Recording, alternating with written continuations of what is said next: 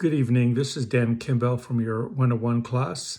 I don't have a major because I'm semi-retired, but my interests are machining, and my career direction is to continue to learn new things, including how to machine. I'd like to discuss two topics. One is using the CNC features we have on the vertical mill, and second is using the angle cutting feature on the lathe. They're both very interesting and we use them for our projects. First, let me talk about using the CNC feature on the vertical mill and my lack of success in that area. First, I'd like to show you an attempt at a piece I tried to make. Just by way of reference, this is a large 3-inch by 3-inch by 10-inch block of steel. I was trying to machine a pocket in this block of steel and wasn't exactly successful. I butchered it and I didn't get very deep. My ultimate goal was to go 2 inches deep, make a slot that was 1.6 inches wide and about 8.5 inches long. Those dimensions were okay, but I kept breaking tools.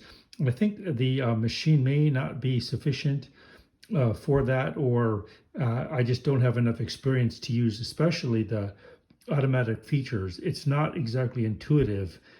Probably something for class 102, which I plan on taking in the fall. Sometimes there's more than one way to skin a cat, to all you cat lovers. And instead of trying to machine it from a single block, I ultimately decided on the last day to make it out of pieces. So I cut 2 of these side rails, end rails, and then the bottom piece.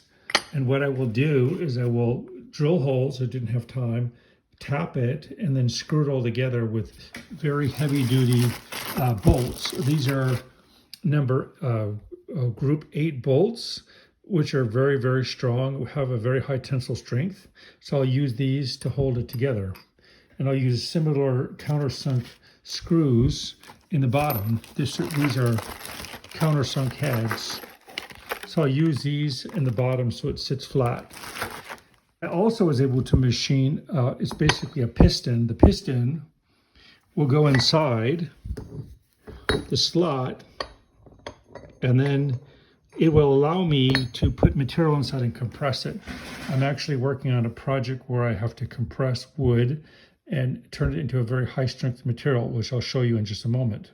Continue, what I do is I take a block of wood like this, I boil it in lye and other materials, I rinse it, and then once this material is placed inside a press, it squeezes down to a material like this, which is, as you can see, much, much thinner. It's about 40% of the thickness of this, and it's very, very strong, much, much stronger than the original wood. A related product is using laminated layers of the wood, and this will become kind of like a plywood, but again, super strong and something that I want to learn how to make using these presses. So that was the reason for this for me taking this class, is so I could make basically this mold and this piston, so I can make this kind of material ultimately.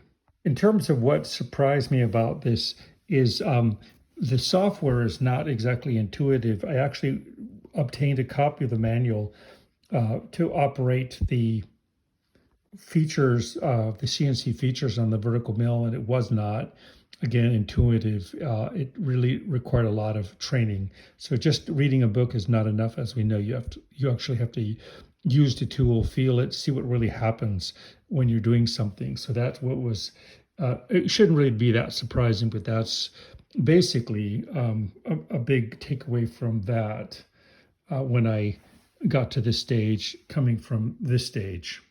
In terms of what I think was happening with this is I believe that my travel speed was too high, and I actually did try to cut incorrectly using a 4-flute end mill, which is for fine milling instead of a 2-flute.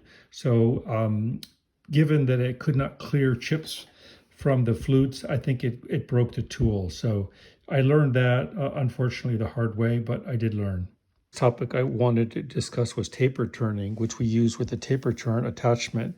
One thing that is surprising is how inaccurate the angle measurements are. So I did calculate it. I calculated correctly, but it came in at a much steeper angle than I thought. So I had to come back and clean it up.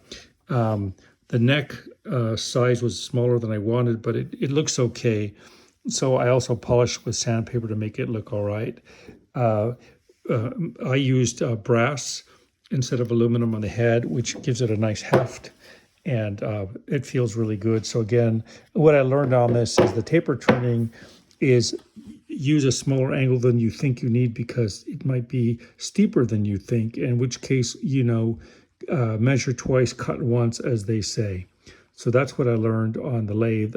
I really actually enjoyed lathe and vertical mill very much. Conclusion, how do these two topics relate? Well, I think you really need to use both vertical mill and lathes to make most things.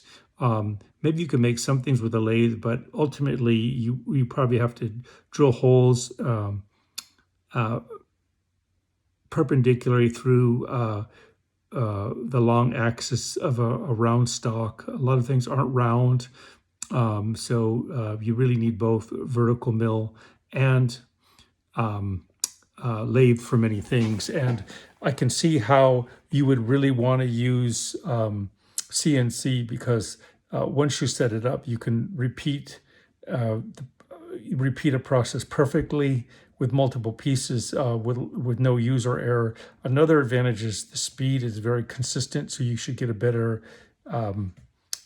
finish. Again, once you figure out the proper travel speed, the right tools to use, I think the CNC feature is just totally the way to go. But I bit off a little too much for this first class, but I'm glad I tried anyways. Even though I'm not planning on becoming a machinist, as are many of you going to be machinists, I really learned a lot about the manufacturing process. It's not just pushing a button. You have to really understand the material, tools, and the machinery in order to make anything. And the online platform worked pretty well for like homework assignments and whatnot for getting material, but I don't think Zoom is going to be a replacement for in-class learning for something that is so hands-on. You just can't learn by reading a book or by doing something online. You have to actually touch the machinery and use it. Otherwise, you'll never really learn. So that's it. I hope all of you enjoyed the class as much as I do, and I look forward to seeing you in further classes next semester. Bye-bye.